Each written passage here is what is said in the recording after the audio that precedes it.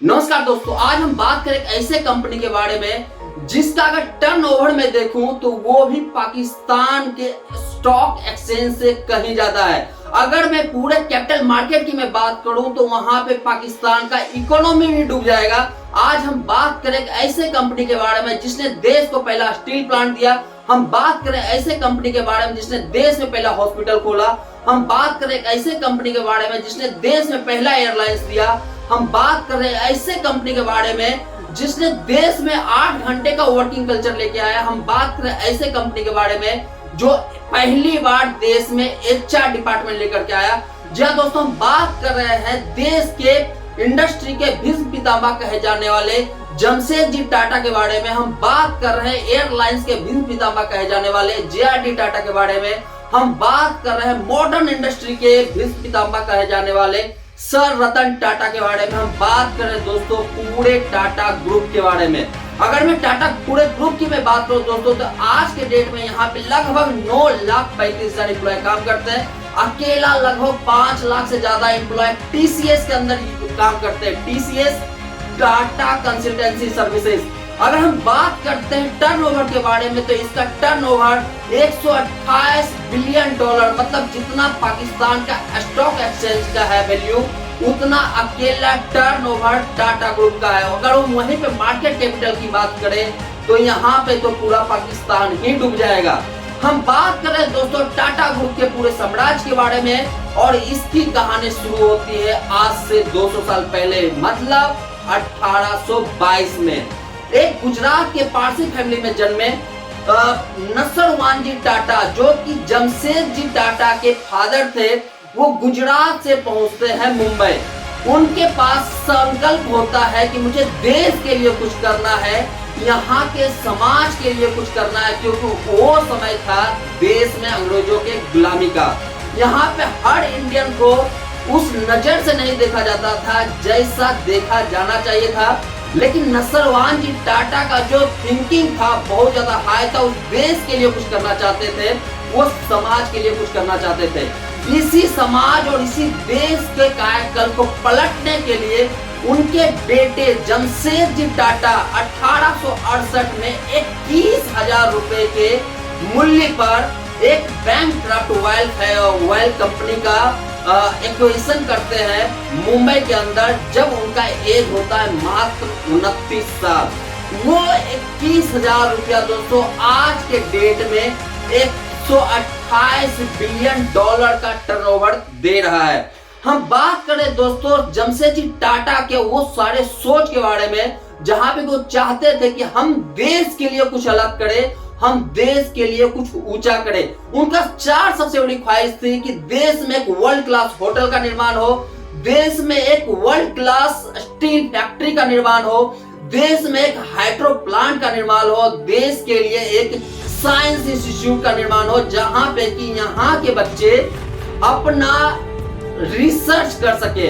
इसी सोच के साथ वो 1903 में पहली बार द ताजमहल होटल का निर्माण करते हैं। द ताजमहल होटल, जिस समय इंडिया में सही से सभी के घरों में लाइट नहीं था, सारे होटल्स में लाइट नहीं था, द ताजमहल होटल एक ऐसा होटल था जो पूरी तरह से इलेक्ट्रिसिटी पे चलता था और साथ में यहाँ पे जर्मन के लिफ्ट लगे पड़े थे।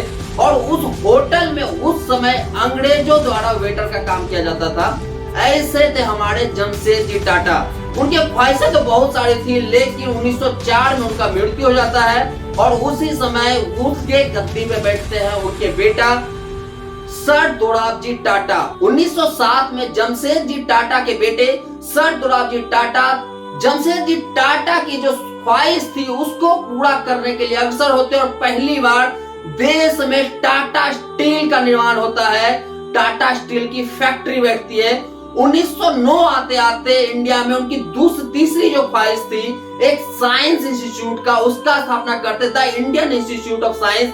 इसके साथ ही 1910 में इंडिया में पहली बार मुंबई के अंदर हाइड्रो प्लांट का निर्माण किया जाता है। और इस तरह से जमशेदजी टाटा के बेटे सर दोराबजी टाटा जमशेदजी टाटा के सारे ख्वाहिशों को पूरा कर पाते हैं। धीरे धीरे समय बीतता जाता है और बात आती है 1932 की। 1932 एक ऐसा समय जब टाटा ग्रुप को जरूरत था एक ऐसे चेयरमैन का जो पूरे टाटा ग्रुप का नक्शा ही चेंज कर दे। जी हाँ दोस्तों, हम बात कर रहे हैं सर जे.आर.डी. टाटा के बारे में, जिन्होंने 1932 से लेकर के 1991 तक सबसे लंबा टाइम पीरियड अपना टाटा ग्रुप में निभाया है। 1932 में जे.आर.डी. टाटा इंडिया में पहली बार टाटा एयरलाइंस का उद्घाटन करते हैं।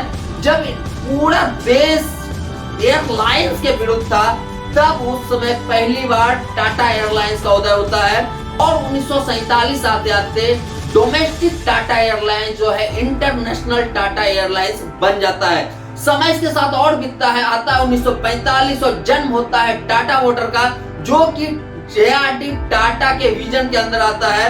और साथ में 1962 में टाटा कंज्यूमर प्रोडक्ट का उदय होता है, जिसके अंदर आप टाटा के जितने भी प्रोडक्ट है, जैसे टाटा टी हो गया, टाटा साल्ट हो गया, ये सारे चीजों का उपयोग करते हैं। 1968 में देश में पहली बार एक ऐसे कंपनी का निर्माण किया जाता है जो देश के पूरे आईटी कल्चर को चेंज करता है। बात करते हैं देश की सबसे पहले आईटी कंपनी टीसीएस के बारे में, टाटा कंसल्टेंसी सर्विस, जो आज के समय में इंडिया में सबसे ज्यादा प्राइवेट सेक्टर में जॉब प्रोवाइड करता है। आज के डेट में इसमें लगभग 5 लाख से ज्यादा एम्प्लॉय काम करते हैं। वहीं पर हम पूरे कंपनी की बात करें तो लगभग 9,35,000 एम्प्लॉय काम करते हैं।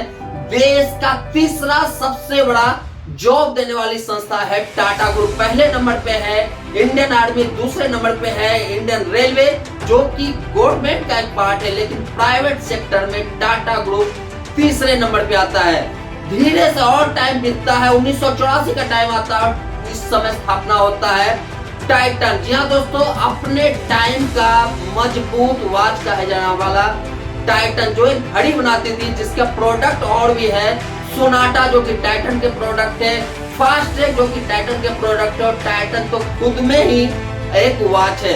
इसकी पहली फैक्ट्री कर्नाटका के होसूर में लगाई गई थी, क्योंकि होसूर के बगल में ही HMT का प्लांट था। HMT जो कि पहले घड़ियां बनाई करती थी, आज के डेट में तो HMT मार्केट से पूरी तरह से गायब हो चुका है। 1986 में देश के अंदर टाटा कम्युनिकेशन का स्थापना होता है, जो कि जे.आर.डी. टाटा के अंदर ही आता है। 1986 में जे.आर.डी.